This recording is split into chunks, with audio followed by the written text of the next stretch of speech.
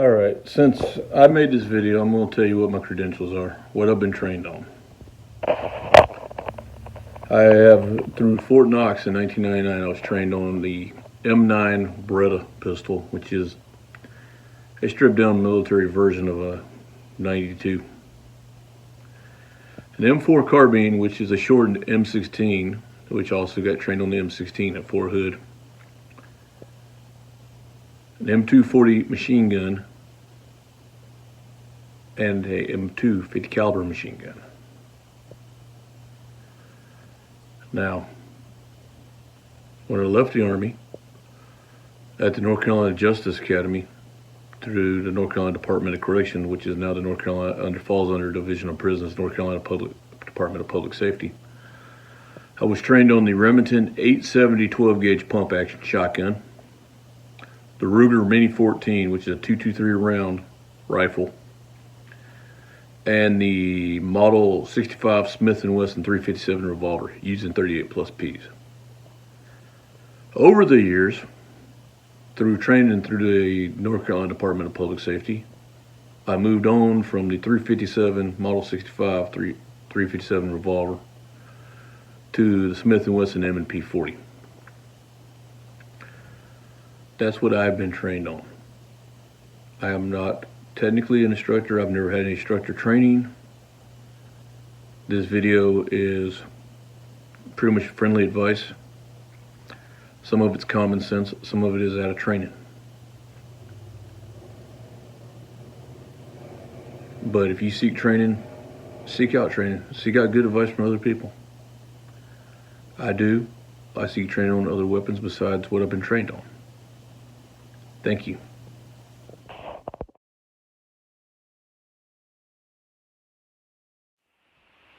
So you decided to buy a gun. Well, I'm gonna make this video, which it's advice. You can either follow it or not follow it. If you find some better advice, take it. But always follow good advice. I'm gonna show you how to clear the weapon. We're gonna talk about what type of weapon you should buy, and safely storage of weapons, or how I feel, my opinion, in how to safely store your weapon. Thank you.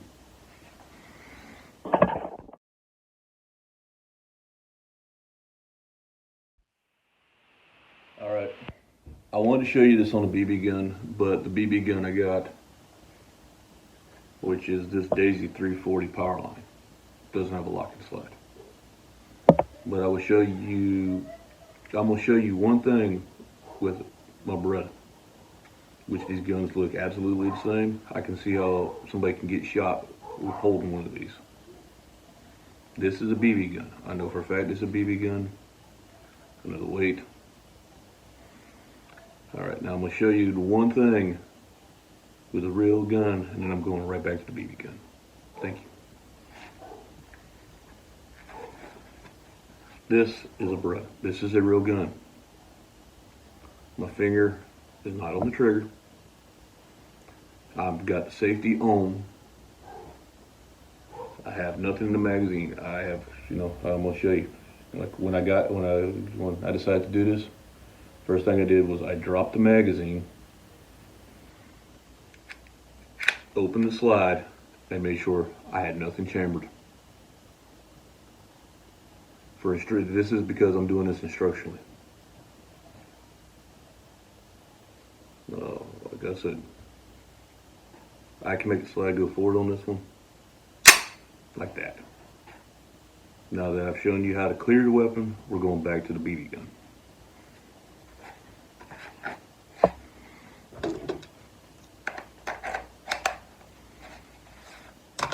I'll figure that later.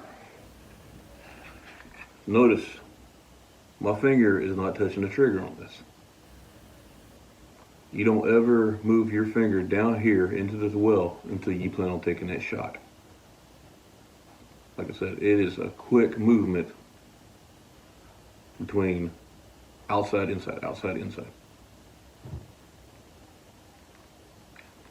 Now this one ain't chambered, this one's been cleared because I don't feel like putting a BB in my wall. but I'm going to show you.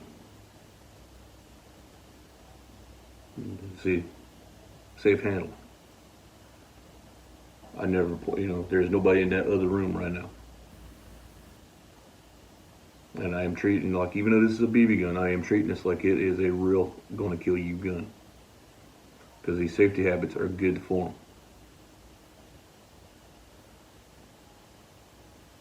them. So, I'm going to give you a little bit more, but here's the basics. This right here, it's easy. You see how the police detective shows when the people got their finger like that?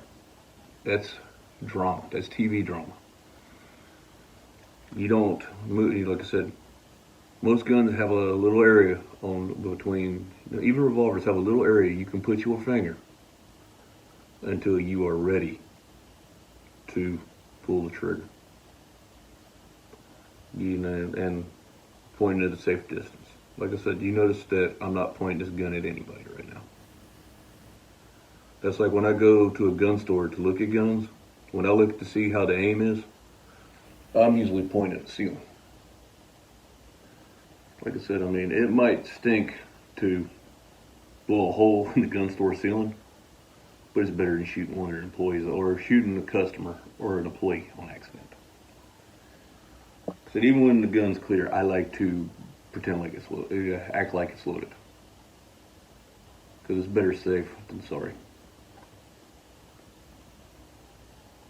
Actually,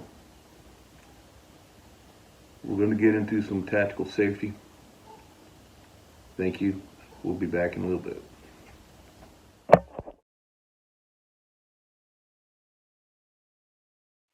Alright, we got to talk about buying a gun. Buying a gun's not one size fits all, because if you're uncomfortable shooting it, some people just aren't comfortable with a gun. And if you're not comfortable with a gun, that's fine. Don't buy, I wish people would get comfortable enough. But if you're not comfortable with the gun, then I don't look down on you for not buying it. In fact, I respect you for not buying it if you're not comfortable. But with that being said, now, when buying a gun, you need to purchase something that you're confident and comfortable in. Because owning a gun that you're afraid to shoot is dangerous. You gotta be confident that you know how to use this. You gotta be comfortable in knowing that you're comfortable shooting it. You don't have to go out and buy the Dirty Harry special. You don't have to get a Model 29 44 Magnum, Desert Eagle 50 AE, Magnum 500. Get what you're comfortable with. Even if it's a 38 revolver, get what you're comfortable with. If you decide to have a gun, at least get one that's going to do damage. Don't go buy a little damn Derringer to have a gun. Get something that will do damage. If you're cutting, and find a gun range that you can join where you can test guns out. That's one of the best ways to find out what you're comfortable with. Some people like revolvers. I like semi-automatic. Like the Beretta I showed you, I learned how to shoot that in the Army. I know how to shoot that. I know how to take care of that. I'm comfortable with that. I'm confident in that.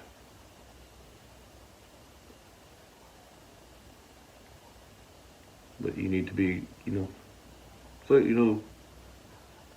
it's like going shoe shopping, but instead of shoes, you're buying something to be safe with.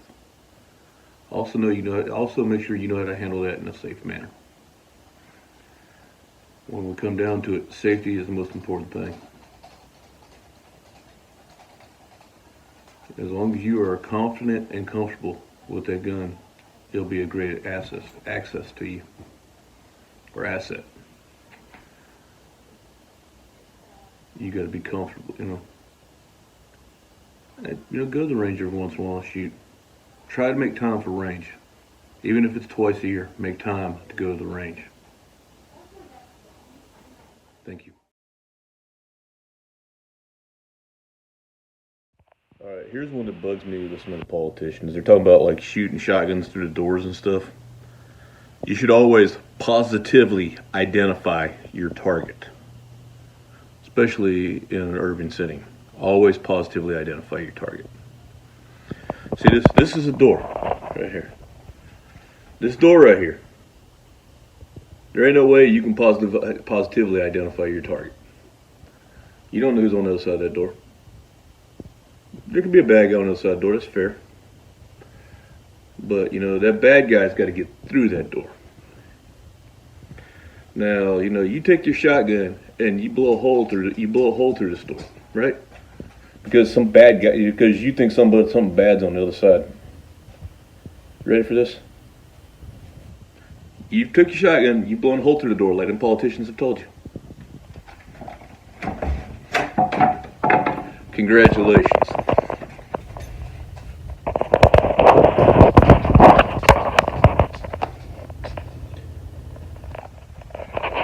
You just killed Rainbow Bright. And what happened was her mom's car broke down and she was trying to find some help. Let me show you again.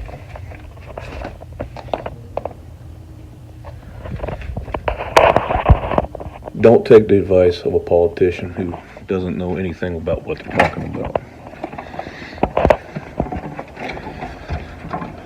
Because that would weigh on your conscience, killing a poor innocent kid.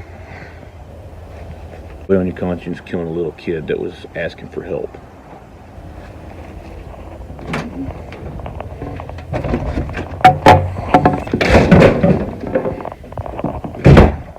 You should always know your target. You should always be able to positively identify your target. Thank you.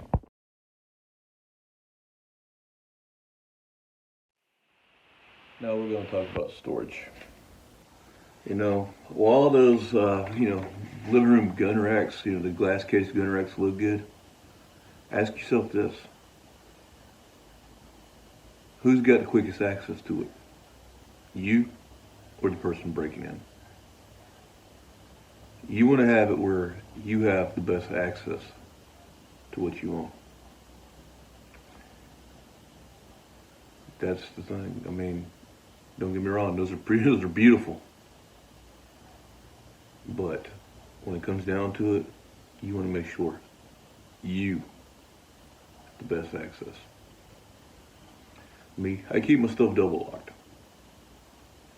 And even if you don't have like a gun safe or anything, you should still have some type of locking thing that only you can get into.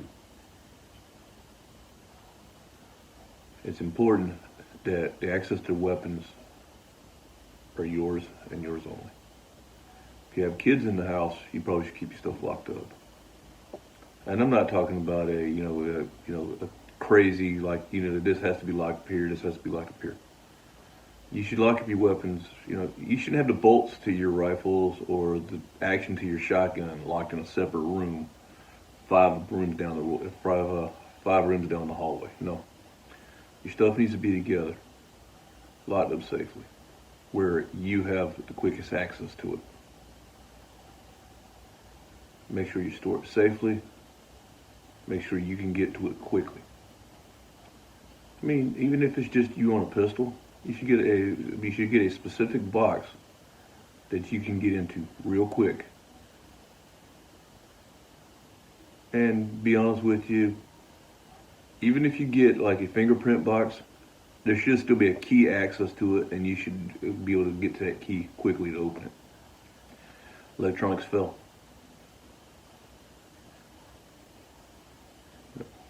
Thank you.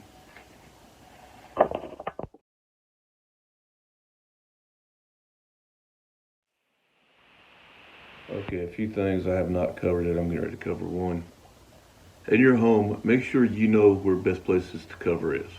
Because, some people are going to come in with the intent to cause problems, cause harm. You need to know what to hide behind.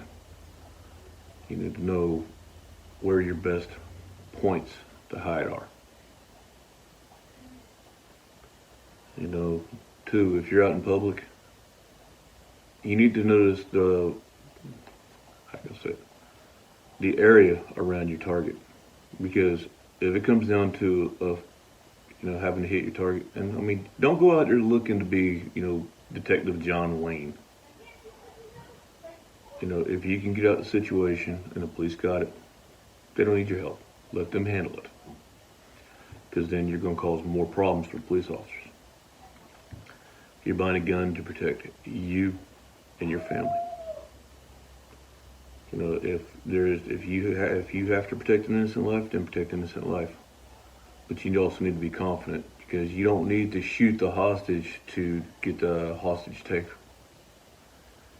It's better to try to talk that hostage taker out of taking that hostage and to land them while the police get there than it is to take that shot. Especially if you're not 100% on target. And I'm going to say this, training, always do center mass. Those headshots and stuff, those are cool. But for novice, center mass. Center mass is this area. Because you got a better chance of hitting the target and less chance of missing it. Also, be aware of your surroundings. I mean, like hospital, you don't want to take a shot in a hospital if you don't have to. Because the hospital has those little oxygen lines connected to every room. You don't want to pierce an oxygen line with a damn hot projectile, because you'll probably cause an explosion. All right, I'm going to break this down. This is going to be in public.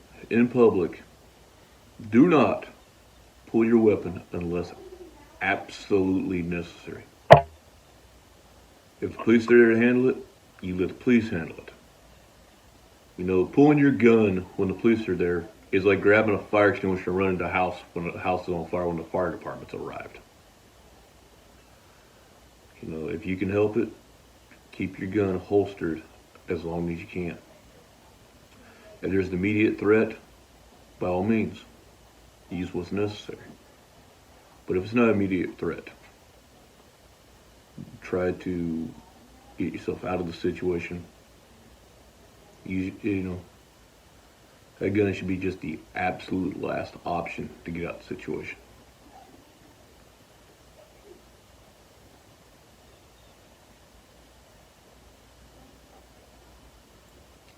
You don't have to run it. If the bank's getting robbed, don't run into the bank if the bank's getting robbed.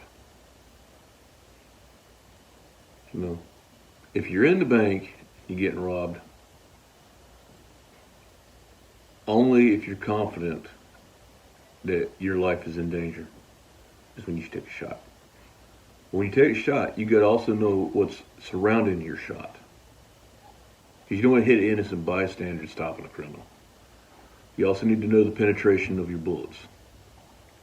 It's all right to kill, it's all right to kill the thug that's attacking you. But do you really want to shoot the innocent little kid eating ice cream behind the thug attacking you? There's a lot to think about. This is not hard. A lot of this is common sense. And as long as we use common sense, we'll be safe with weapons. Thank you.